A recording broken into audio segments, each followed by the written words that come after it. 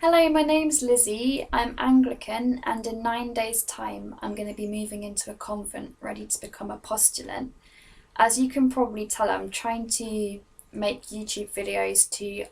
answer some of the most frequently asked questions I've been getting over the last few months. And something that quite a lot of people have said when I said that I'm looking at becoming a sister or a nun is, how do nuns live without sex? And I don't know how much these were just people making an exclamation and how much it was a genuine question, but I thought it was a good topic to make a small video about. And I've actually found that a lot of sisters and nuns are like really happy to talk about this topic, because like sex is so central to being a human being, and it's to go into religious life and to be celibate for life is actually quite an unnatural thing, or as some religious life books I've read point out, it rather than unnatural, it's, you could think of it as supernatural and requires like God's grace. But yes, sex is a really like central thing, like central part of being human. So it's something that anyone that's going into religious life has to think about a lot. And I found that, yeah, nuns and sisters are seem a lot of them seem very happy to write about it, talk about it in books, on blogs, in person, because it's something that they've had to think about over many years, or come to terms with, or pray about. Uh, and so I thought, let's make a little YouTube video about it, because it actually, whether or not these people meant it as a genuine question, it is a really good question. I will hold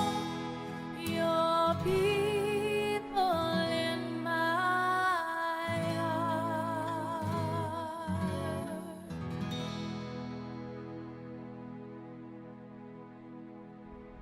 Because the main question that people have asked me is, how do nuns live without sex? I thought, I'm not really, it's better if someone who has been a nun themselves for several years like answers that question, because that they can answer it from the side of having made vows and living kind of within those vows for a number of years. And I mentioned quite recently a website that I'd found really useful, and particularly a sister's blog on that website. And actually she's written a blog, or an article, one of the articles on her blog, exactly answering this kind of question, and it's one of the most helpful articles I've ever read about this whole topic. So what I'll do is I'll put a link in the description box below, so you can read that article, because anything she says is going to be far better than anything I say, because I'm not a sister and I can't answer it in the way that she can. But something that I've personally found helpful is when I've had this kind of conversation with a sister who's been like fully professed for a lot of years. Um, she was pointing out to me like something I was already aware of, and we're probably already aware of, but she was just like reminding me that actually human marriage is a kind of a pointer, or a shadow of a Christian's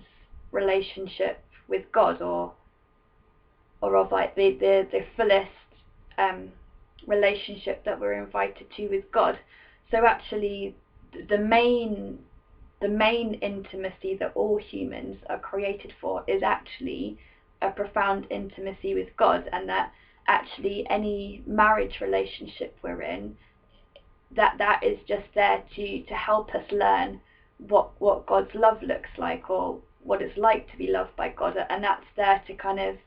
as a in some ways a stepping stone, and in some ways a what's the word, like a demonstration, or a foretaste of what God's even more profound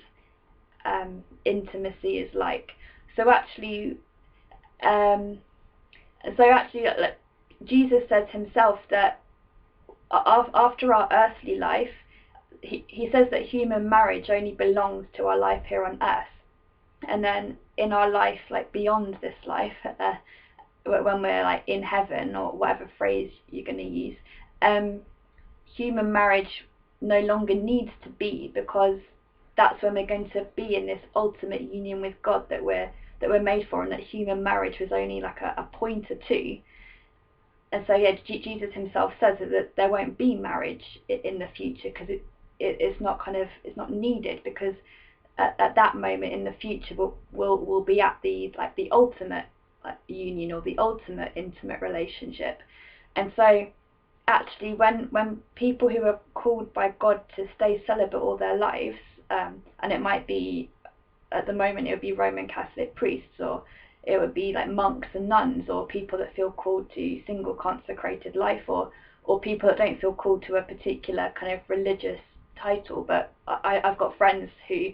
feel called to be celibate, but not necessarily called to religious life or anything. But all those people that feel that God's calling them not to marry, what they're actually doing, as this religious sister pointed out to me, is that rather than kind of missing out on something, it's almost like they're already living in that future period of life, or state of life, where marriage is no longer needed. And so that just gave me a different angle of looking at things, that it's not so much that you're being deprived of something, as you're just kind of almost fast forwarding to the ultimate relationship that marriage is a pointer to, or a kind of a secondary example of, or whatever. I can't quite think of the right phrase, but yeah, just seeing it in those terms, I personally found really helpful. And this sister was saying that actually, in that sense, monks and nuns are, you might be familiar with when people are talking about like how the kingdom of God has already come, but it's not fully here yet. So there's like an overlap of the now and the not yet. And this religious sister was pointing out that people like monks and nuns who have promised like not to marry, they're kind of living in this future life that we'll all live in heaven, where marriage no longer needs to exist. So monks and nuns are actually kind of living here on earth, that future life. Am I making sense? So that monks and nuns are a kind of a living witness or presence or something of that time in the future, when none of us will need marriage or be married, because we'll have that ultimate union with God.